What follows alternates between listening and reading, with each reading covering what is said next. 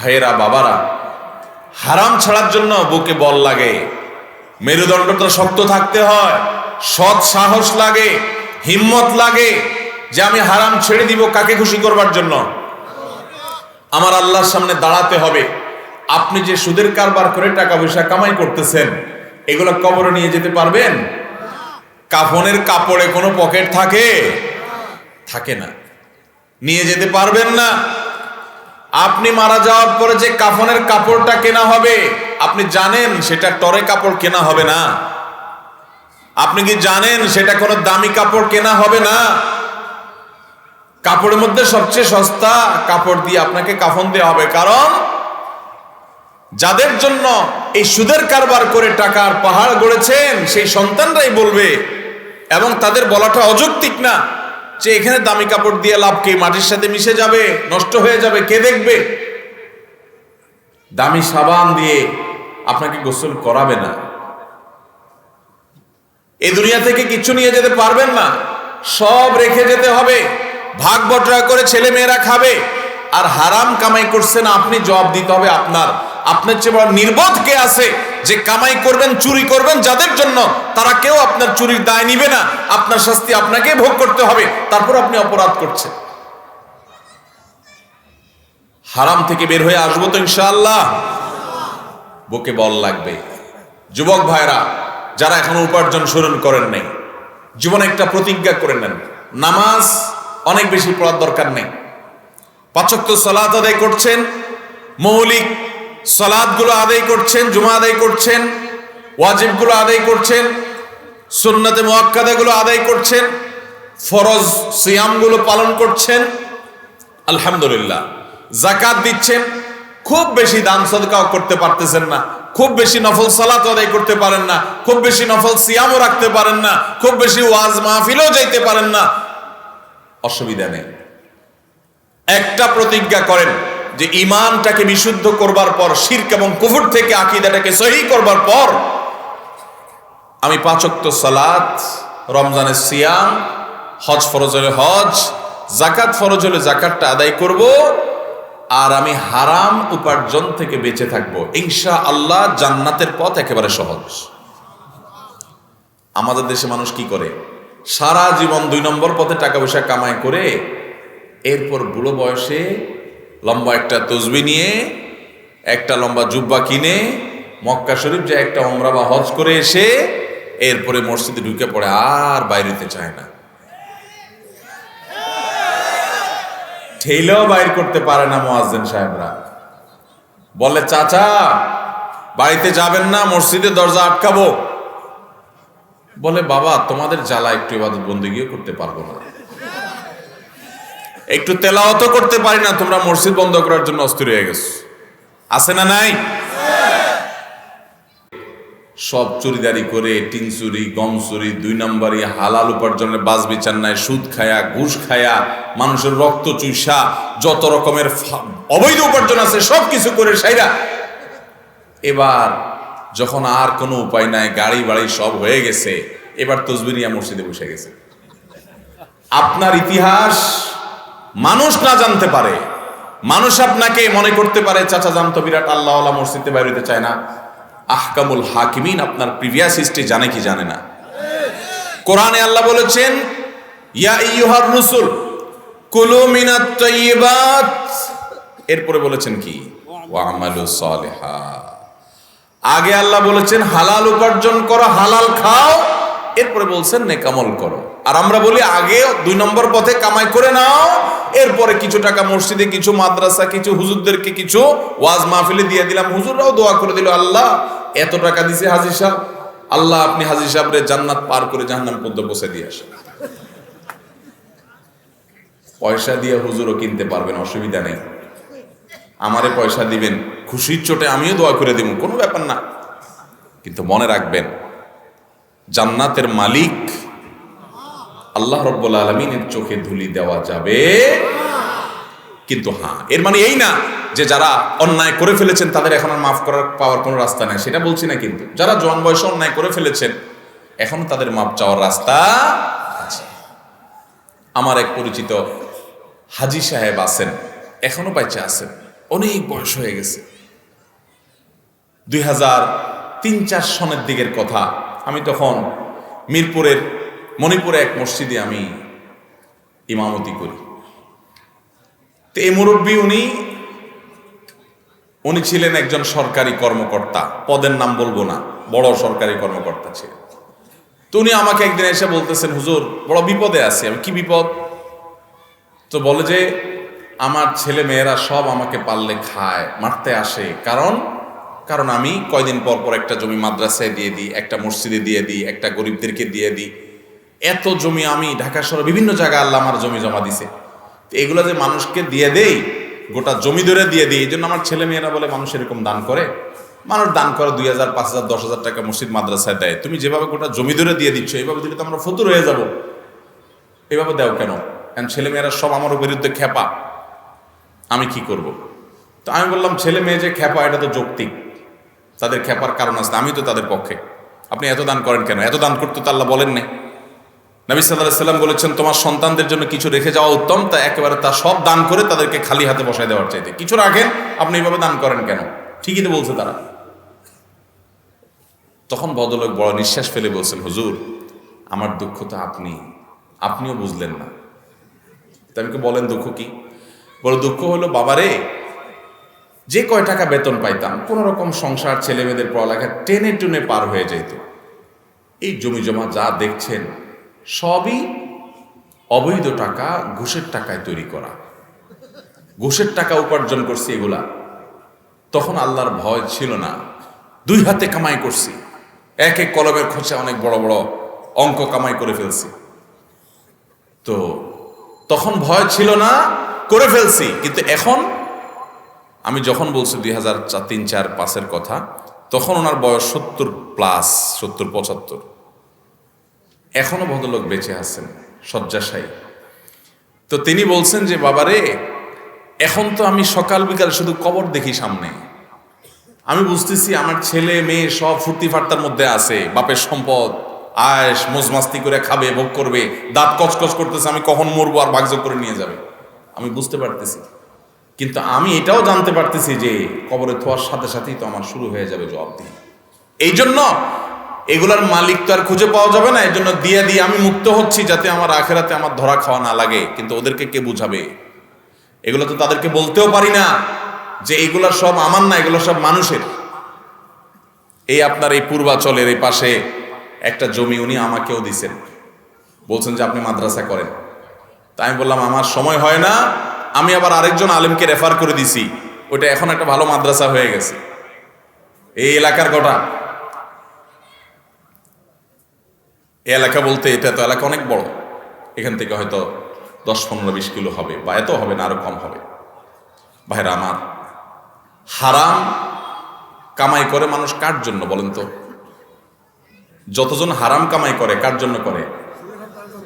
ছেলে সন্তানের জন্য করে, নিজের জন্য হারাম কামাই কেউ করে না ভাই। নিজের এক পেট পালতে কয় টাকা লাগে? যদি ছেলে মেয়ে স্ত্রী কারো না থাকতো তো দেখতেন 2 নম্বরই করতো না। কার জন্য করবে? সব কার জন্য করে? সাধারণত যত 2 নম্বর কামাইকারী লোক আছে, যত হারাম উপার্জনকারী আছে, তারা সবাই এই উপার্জনগুলো করে মূলত ছেলে মেয়েদের জন্য, তাদের আখের গোছানোর জন্য। কিন্তু অবাক করা বিষয় কি জানেন?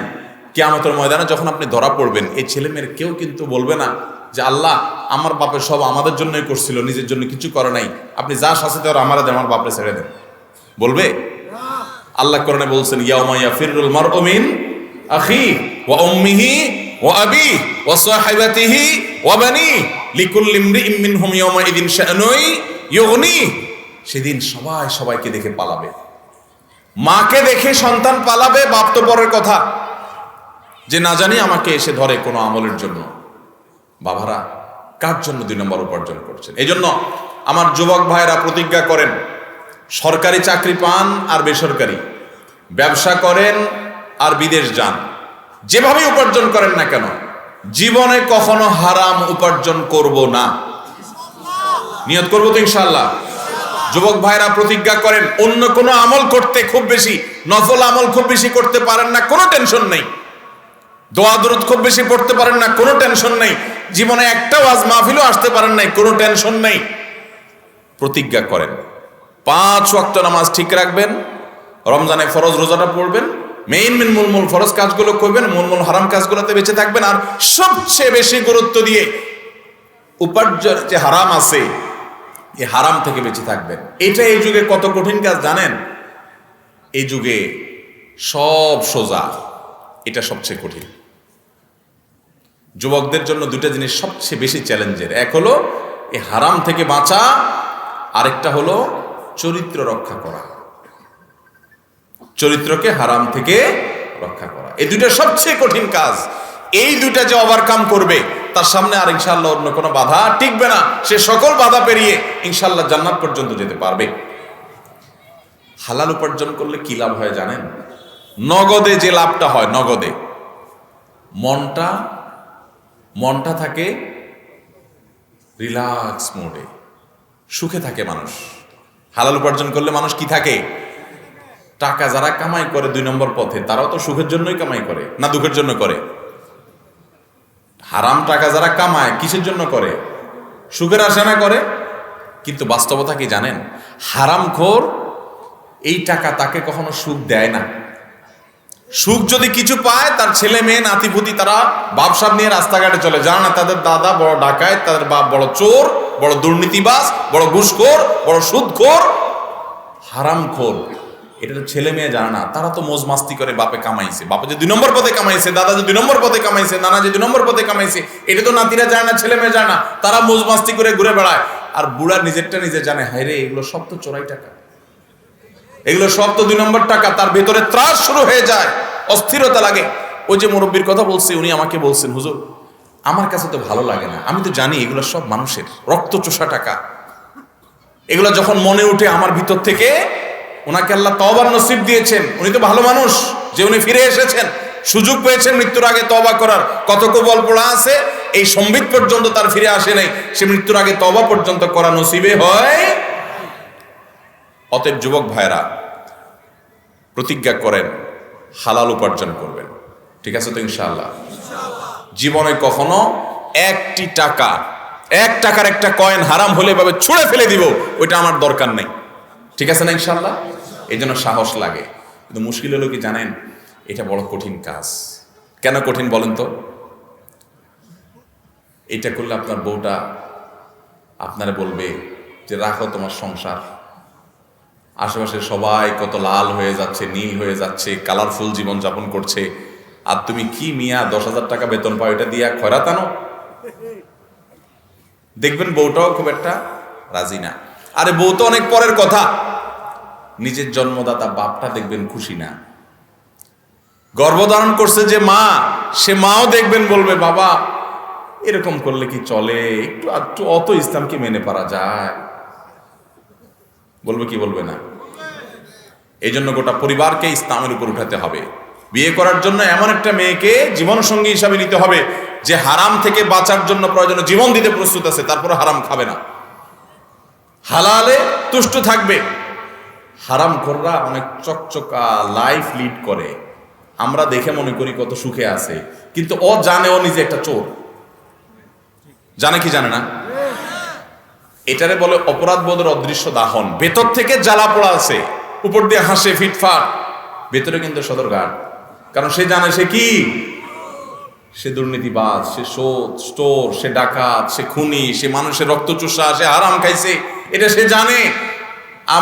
আমরা বাইরে থেকে দেখে মনে করি অনেক সুখে আছে, সে জানে তার মনে কত অস্থিরতা, পেরেশানি। আর যদি হালাল উপার্জন করেন কি লাভ হবে জানেন? সব বাদ দেন, নগদ লাভ হবে কি? আপনার হয়তো অনেক বড় বিল্ডিং নাও হইতে পারে, আবার অনেকে হালাল করেও বিল্ডিং হয়, গাড়ি বাড়ি হয়, আল্লাহ তাদেরকে দেয়, ব্যবসা বাণিজ্য করে হালাল পথেও মানুষ পয়সা আলা হয়। পয়সা আলা হয় কিন্তু আবার দোষের না, ভুল বুঝেন না। আল্লাহ একজনকে হালাল টাকা দিছে, হালাল টাকা কোটি কোটি টাকা হয়ে গেল, হইতে পারে কি পারে না? পারে, কিন্তু এটা কঠিন। আপনি যদি হালাল টাকায় একটু কুড়ের ঘরে থাকেন, কুড়ের ঘরে, আর আপনার ঘরে শান্তি থাকে, মানুষ দেখে আপনারা পাত্তা দিবে না, বলবে আরে গরিব মানুষ। ওই যে দেখেন না কোন এক বেটা আছে অনলাইনে শুধু গালি দেয়, তোরা গরিব মানুষ। তো এলাকা মানুষ আপনাকে এরকম গালি দিবে, বলবে বেটা তো গরিব মানুষ। অথচ গরিব মানুষ হওয়া কি না কোনো গালি, এটা কোনো দোষের বিষয়। যে গরিব হালাল চলতে গিয়া গরিব হইছে, এই গরিব ওই হারামখোর ধনীদের চাইতে হাজার লক্ষ কোটি গুণ উত্তম। কোনো সন্দেহ আছে ভাইরা আমার? এই জন্য সমাজে মানুষ কি বলবে না বলবে ওইসব গণার টাইম নেই। আমার কবরে আমাকে যেতে হবে। সবাই আপনাকে যা বলুক না বলুক, আপনার মন কি বলবে জানবেন? ভেতর থেকে আপনার মন বলবে আমি সৎ, মন বলবে আমি কি সৎ। এই কারণে আপনি মনের দিক থেকে সুখে থাকবেন। আমি এরকম বহু সরকারি কর্মকর্তাও দেখেছি যে কোন রকম অনেক বড় সচিব ছিলেন, কিন্তু কোন রকম একটা একতলা বাড়ি করে ঢাকা শহরের জীবন যাপন করে দিছে, বেশি কিছু করতে পারে নাই, কিন্তু খুব হাসি খুশি। কারণ সে জানে সে মানুষটা সৎ, ভেতর থেকে তার শান্তির শুধুমাত্র আপনার শান্তির বার্তা সে ভেতর থেকে পায়। অতএব হালাল উপার্জন করা এবং হারাম ছাড়ার জন্য সংকল্প করা দরকার। আজকে বাংলাদেশের সবচেয়ে বড় সমস্যাগুলোর একটা হলো দুর্নীতি। প্রতিটা পদে পদে পদে পদে চেয়ারে চেয়ারে, চেয়ার তো দূরের কথা, চেয়ারের পায়া, চেয়ারের খুঁটি, চেয়ারের আপনার কাপড় চোপড়, চেয়ারের পেরাক যা আছে চিপা চাপা সবগুলা ঘুষ খান। একটা টিকিট কিনতে যাবেন ট্রেনের, নাই, কালোবাজারি হয়ে গেছে, ঠিক না ঠিক? চতুর্পাশে। অথচ আমরা আবার বলি এদেশে বেশিরভাগ সংখ্যাগরিষ্ঠ মুসলমানদের দেশ। তাহলে যত 2 নম্বরই কাজ করে এগুলো সব বেশিরভাগ মুসলমান না? কারণ বেশিরভাগ মানুষই তো মুসলমান, নামে মুসলমান। এর নামে মুসলমানের জন্য আল্লাহ জান্নাত তৈরি। অতএব হারাম ছাড়বো তো ইনশাআল্লাহ। যারা সুদের কারবার করেন এই এলাকার, আল্লাহর জন্য এটাকে তালাক দিবেন, ছেড়ে দিবেন, ঠিক আছে তো ইনশাআল্লাহ? এবং হালালে চলে আসবেন। কার জন্য করবেন? যাদের জন্য করছেন হারাম কামাই, এরা কেউ কিন্তু দায়িত্ব নিবে। আল্লাহ তাআলা আমাদের সবাইকে হক আড়ি চলার তৌফিক দান করুন, হারাম ছাড়ার তৌফিক দান করুন। জাযাকুমুল্লাহু খাইর ওয়া আখিরু দাওয়ানা আলহামদুলিল্লাহি রাব্বিল আলামিন।